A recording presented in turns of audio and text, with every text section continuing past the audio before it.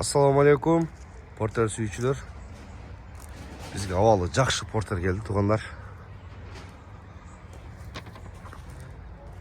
Жылы 2007, кызыктуу жер автомат коробка экен. Эки астын дөңгөлөгү жакшы, арты алмаштырыш керек дейт.